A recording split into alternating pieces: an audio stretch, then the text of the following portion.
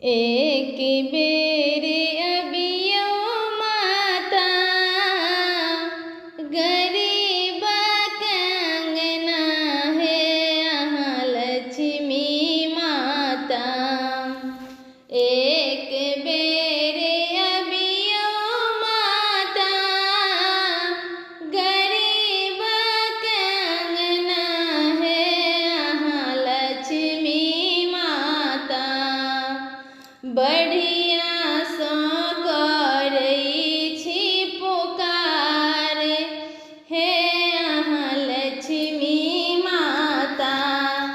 बढ़िया से करई छी पुकार हे यहाँ लक्ष्मी माता। एक बेरे अबियो माता गरीब कंगना है यहाँ लक्ष्मी माता।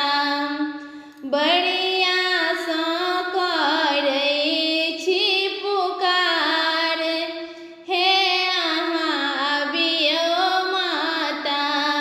बढ़िया सो करई छी पुकार हे यहाँ अबियो माता। नीपलाऊं अंगना मैया नीपलाऊं दुआरिया है यहाँ अबियो माता। नीपलाऊं अंगना मैया नीपलाऊं दुआरिया है यहाँ अबियो माता। कर जोड़ी करई छी पुकार हे यहाँ अबियो माता।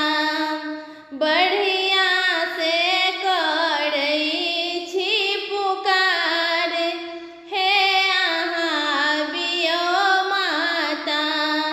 बढ़िया सो करई छी पुकार हे यहाँ अबियो माता। लाले कमल फूल बनल सिंहासन है यहाँ बैसियो माता। लाले कमल फूल बनल सिंहासन है यहाँ बैसियो माता। चहुदिसा दिया राजा रब हे यहाँ अबियो माता।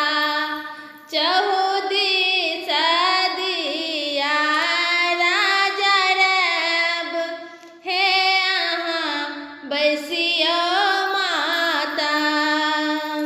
बढ़िया सो अहाँ के पुकारी अहाँ अबियो माता।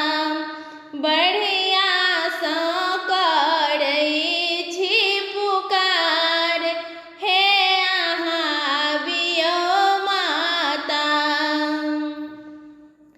कियो नाही जग में मैया ककरा लग जायब हे यहाँ लक्ष्मी माता।